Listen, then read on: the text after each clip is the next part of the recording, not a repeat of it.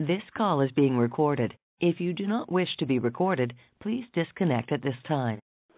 I mean, do you think any of it has been warranted, or do you think it's been mostly misplaced, just frustration that, the fight hasn't been finished for whatever reason? Most of the critics are coming from spectators. Critics aren't coming from my trainers. Critics aren't coming from my training partners or people I spar with or trained with in the past. So I got to really take it, with a grain of salt that these people are spectators. Sometimes we get confused on whether we watch mixed martial arts or we watch kickboxing or we watch taekwondo. A lot of the criticism has been really, it sounds as if they're criticizing my ability to take down opponents at will, control situations, and basically neutralize everything they bring to the table. So if that's a knock on me, maybe I'm not in the right sport. I thought it was mixed martial arts. So for me, it's just focusing on getting the most Tyron Woodley out in the cage.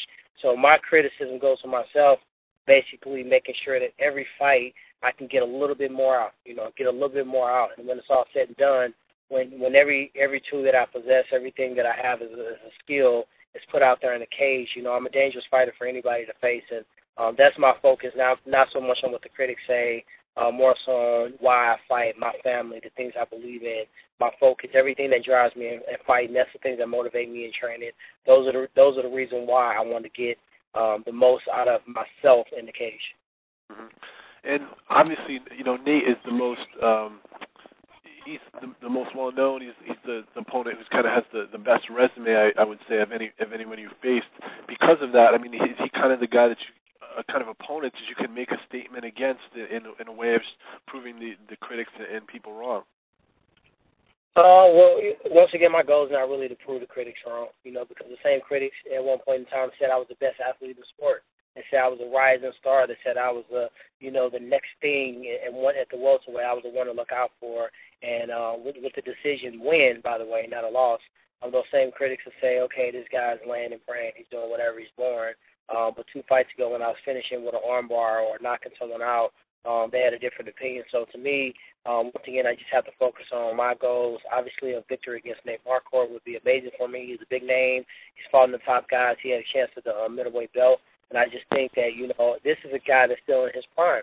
I'm not knocking off an old dusted-up veteran that's out of his prime, that's on his way out of his career. I'm fighting a guy that's trying to redirect his career. He's going to another weight.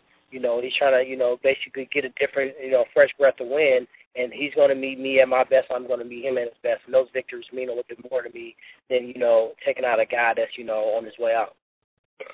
Cool, thank you. And I just have a couple questions for Tim Kennedy, please. Tim, now that you're healed up and ready to go, can you tell us what the injury was that knocked you out of the Rockhold fight the first time it was offered to you? Because I'm not sure that ever was released.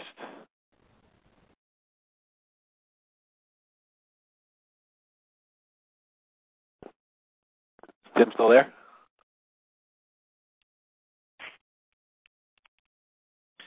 Mr. Kennedy, is your phone on mute? Can you hear me?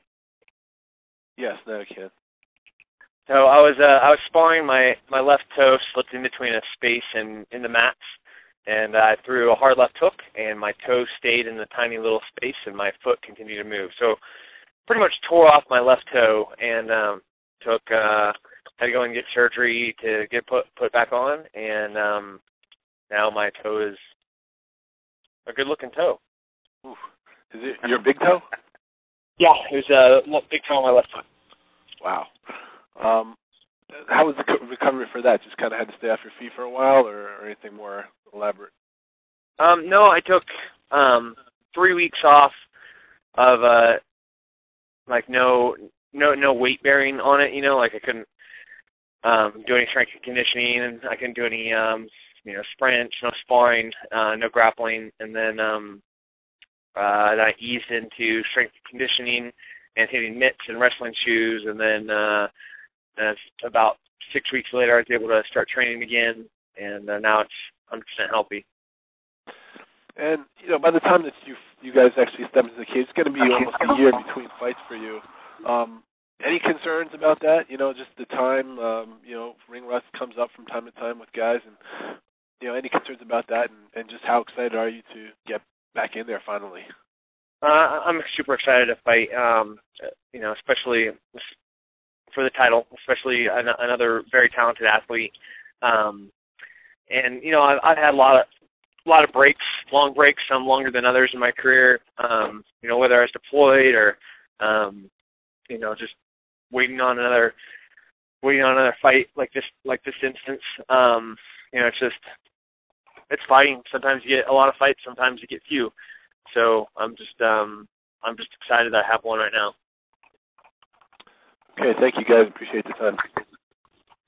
Again, if you'd like to ask a question today, please press *1. And our next question comes from Matt Manzella of CageReligion.com.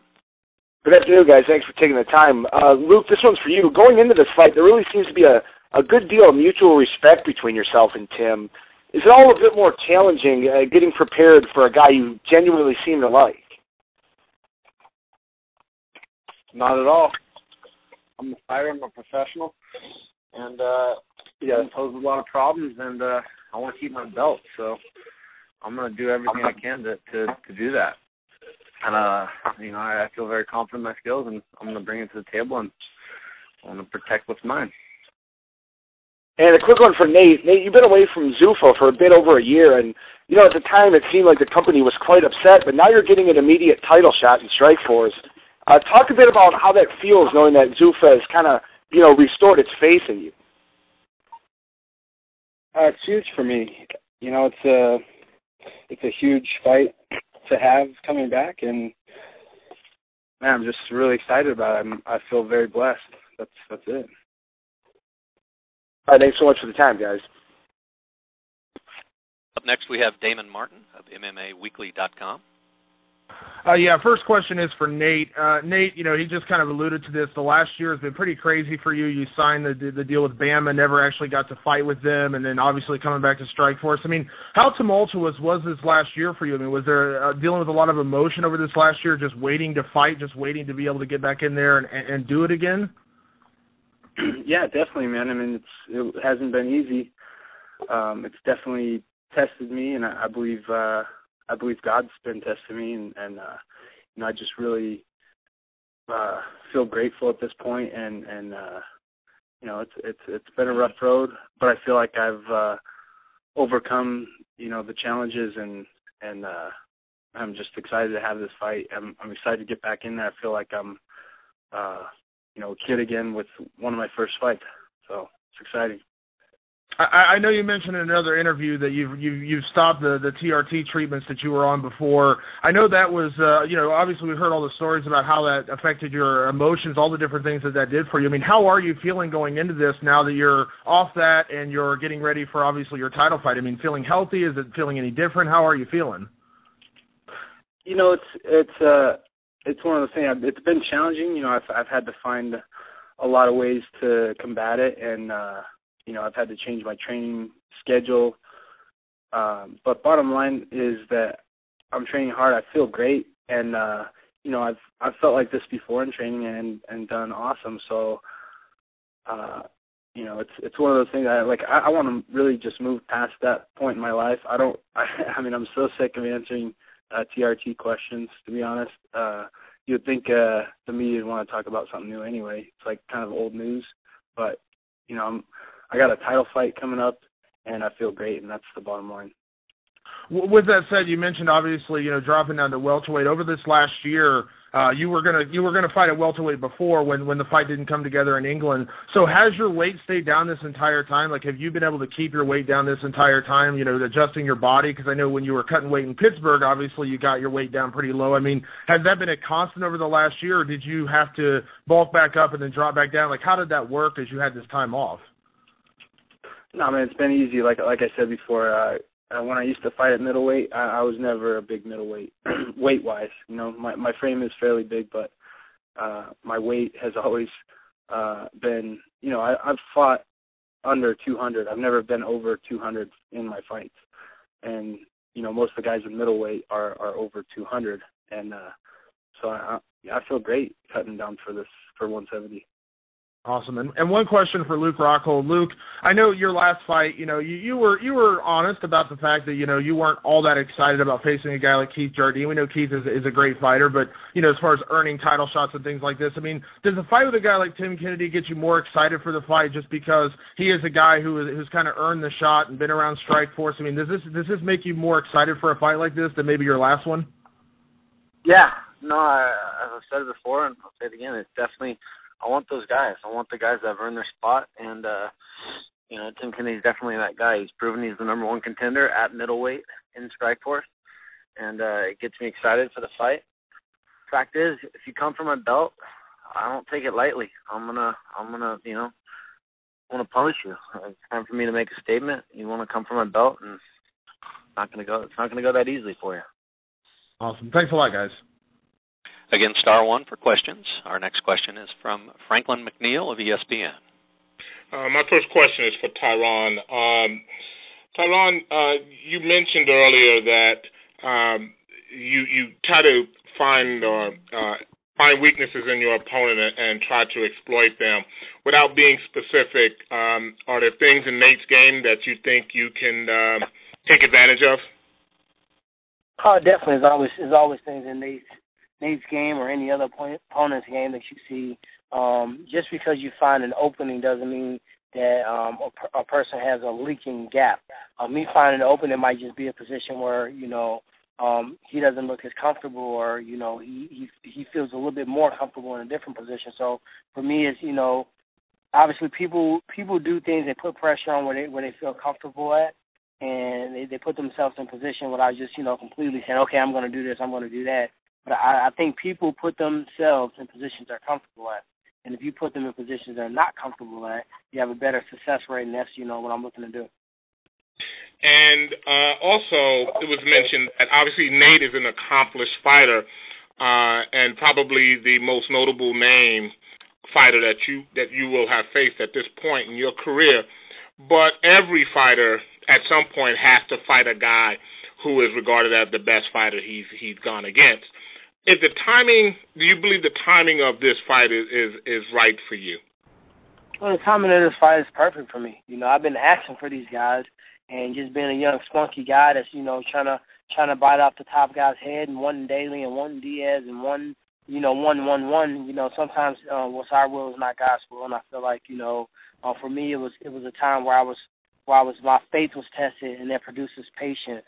And my patience made me a stronger fighter and a wiser fighter, and I think that this time around it is time, and I'm ready for it. I'm mentally going to be able to take what happens after winning this belt and after being champion, and, all those things at the time I might not have been ready for. So I think it was just a maturity thing for me, just being comfortable in myself, comfortable in my skills, and just really believing. A lot of people believe in me. A lot of coaches, a lot of training partners, a lot of people that just have an eye for seeing talent believe in me. But at the end of the day, I'm the one in the cage, and I got to believe in myself more than others are believing in me, and that's what this whole camp has been about.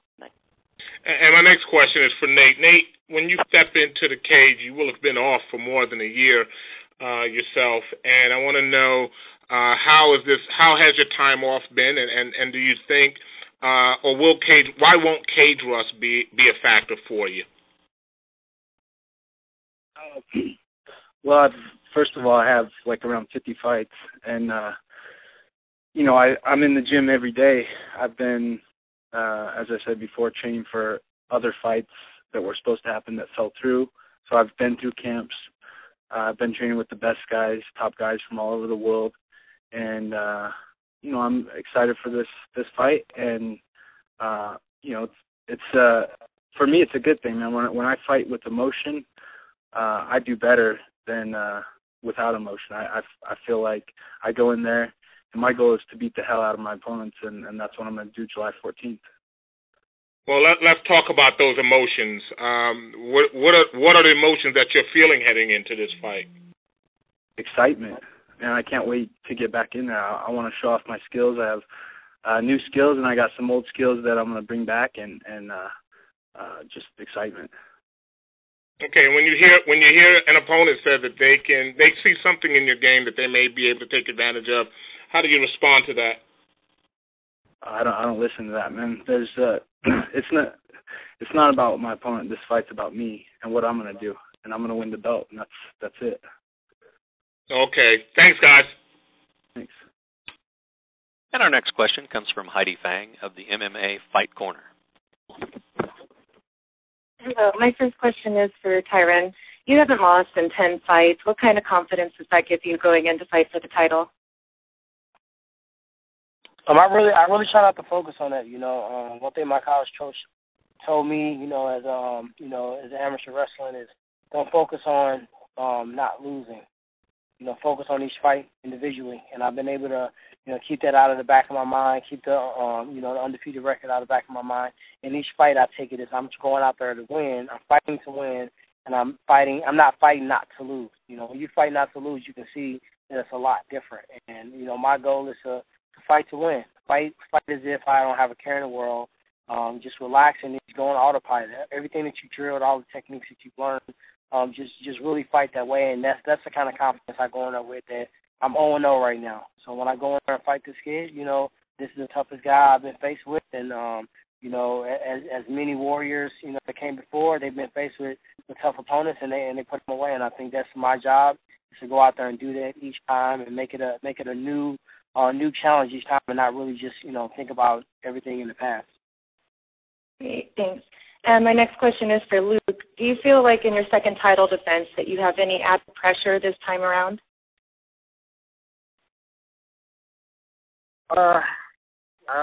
Maybe if you guys want to see it that way, I just see another opponent, a tough opponent. Tim poses a lot of problems, and so I'm just focused on what he brings to the table. I want to keep this fight exciting. I want to keep a high-paced fight. I don't want him to be able to, slow it down with his wrestling. So, I think that's a huge avenue for him. And, I hope he comes with a good game plan. I'm not the biggest fan of Greg Jackson's game plan, so I just hope he comes out and fights me in the middle and fights me everywhere. This is mixed martial arts. I quit wrestling for a reason. I want to fight, and I'm looking for a fight. Great, thank you. Once again, it's *1 if you'd like to ask a question. And our next question comes from David Comer of WrestlingOnline.com. Well, I'll start with you, Tim. First, thank you for your service. And I know you've expressed interest in the past about returning to active duty. Is that something you're still weighs on the back of your mind?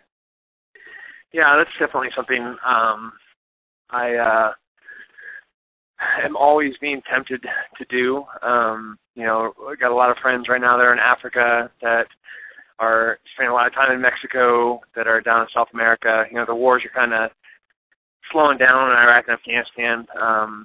But with that said, one of my very good friends just lost one of his schoolmates from West Point in Afghanistan last week. So, it's kind of a forgotten war, but it's slowing down.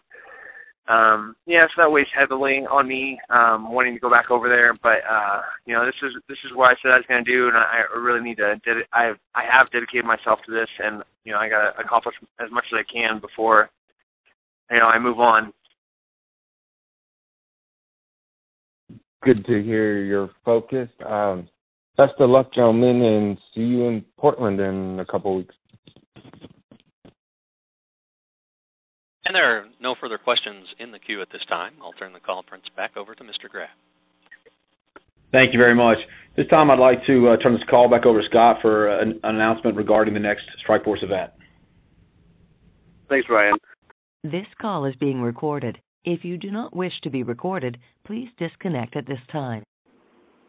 I'm not a big fan of his style. He yells the guys' names in the corners, like, great job, beautiful low kick, Tim Kennedy, and this and that. And, I think it tries to play into the mind of the judges a lot.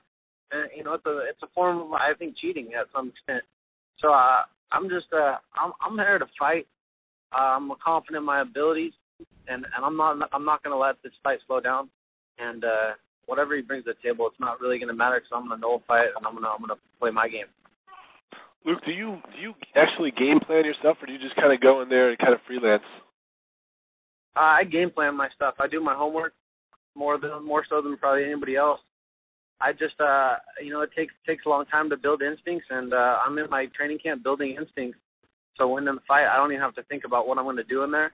I have a backup game plan. I have A, B, C, all those game plans. So whatever he does, I'm going to instinctively react, and I've already planted that in my head of what I'm going to do on every occasion. So I definitely do my work, and I come in there and I just try to let my instincts take over, and from all the homework and all the work I put in the gym over training camp. Thanks, Luke. And for Tim, I just wanted to get your reaction to his comments about, your game plan and Team Greg Jackson game plans as well. Fortunately, I think for the fans, this fight has two guys that are really well-rounded. I think Luke's a good wrestler. He's a good jiu-jitsu practitioner. He's a good kickboxer. It's not one that, like if I'm fighting a one-dimensional fighter. This is a fight that has to take place on a whole bunch of different aspects of MMA, and it's just going to be, from start to finish, a great fight. And I don't think that you can prepare one single way for this fight. And I think that there's areas that I have to push Luke in, and some areas that he's very dangerous that I should avoid. And that's how I'm going to show up to fight. Okay. You kind of sidestepped my question a little bit, but if you could even just more directly kind of address, there has been criticism of Greg Jackson fighters, obviously, in the past with Carlos Condit, and more recently with the Clay Guida thing. I mean, judging from that aside, I mean, can you kind of talk about that and just when people criticize Greg Jackson game plans, is that fair? Because obviously there's a lot of exciting fighters there as well. Right. I think it's absolute toilet. It's unfounded criticism. It doesn't make any sense. That same night when people were harassing Clay Guida for his performance, we had the knockout of the night with Cub Swanson going out there doing some insanity in the cage to finish one of the best kickboxers in that division. And but did anybody mention what a great performance Cub Swanson had and how fantastic that finish was? And hey, congratulations, Greg Jackson, for having the knockout of the night. No, they're like, oh, Clay was running. Well, Greg hits really hard, and he's a really great wrestler. I think that Clay had nearly the perfect game plan for that fight. It wasn't flawlessly executed. He should have done more sticking than he did moving. But he had the right idea, and it was an extremely close fight. And Nick Diaz and Carlos Condit. I'm a Nick Diaz fan, and if I was going to fight Nick Diaz, that's how I'd fight him, is the way that Carlos did. So, I think the criticism is completely unfounded. I think Greg is a fantastic coach. We have more finishes, more knockouts, more submissions, than your any recording other camp has out there. reached We have the more maximum champions. length. So to replay your message, press 1. To delete and re-record your message, press 3. For delivery options, press 4. To cancel this message, press star. To send this message now, our next question press comes pound from or Stephen hang Morocco up. of MMAJunkie.com. Hey, the question is for Nate. I was wondering to if I could replay get your message, press 1. You to to weigh in delete on and this, re-record your on message, this game press planning 3. controversy For delivery and the Greg options, Jackson press controversy. 4. To cancel back this at message, UFC press 122, star. To send after this your fight with message Yushin now, Okami, press your pound name was or brought hang up. up. Your In message has relation been to Greg sent. Jackson Thank you for using basically T-Mobile blamed, voicemail. Greg Goodbye. Jackson for your performance against Yushin. And obviously it's come back around again. I'm wondering how you feel about the criticism that's sort of come around again and what your take on it is. First of all, you can't blame Greg for any of this stuff. Like he doesn't come up with a game plan and thinking, oh, we should do this because it'd be real boring. He comes up with spots where you can neutralize your opponent's strengths and capitalize on his weaknesses, just like any other coach would do. He just happens to be very good at it, and I think it's ridiculous these guys blaming a coach for game plan, for fights turning out boring. The fighter has to take the criticism there, and because your job is to go in and fight, and I actually haven't been working with Greg for this camp, but it's nothing against him. It's just that I have my coaches here in Denver, and I felt like I had exactly what I needed for this camp. But Greg's an excellent coach, and I don't think he should deserve the criticism he gets. Do you take that philosophy of Greg's about neutralizing strengths and maximizing weaknesses? Do you take that into your fight preparation? Oh yeah, I mean, of course, that's what you do. That's exactly what you have to do. I mean, I don't know anyone who doesn't do that. But do you attribute it to Greg's, your time with Greg, or is it just something that is it just his approach maybe that you sort of got a good taste of when you were working with him?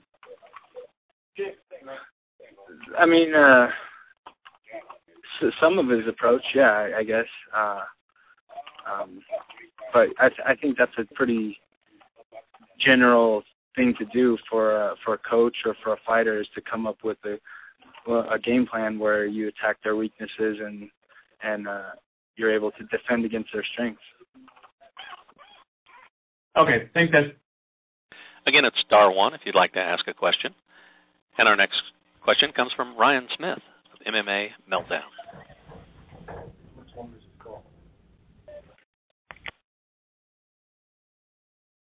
Mr. Smith, please check your mute function.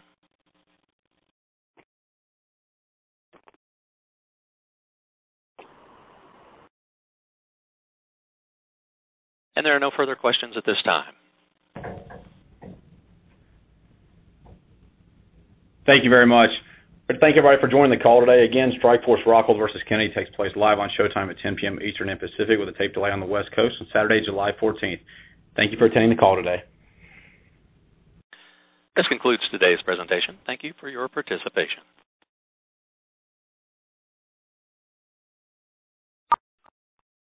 This call has been recorded.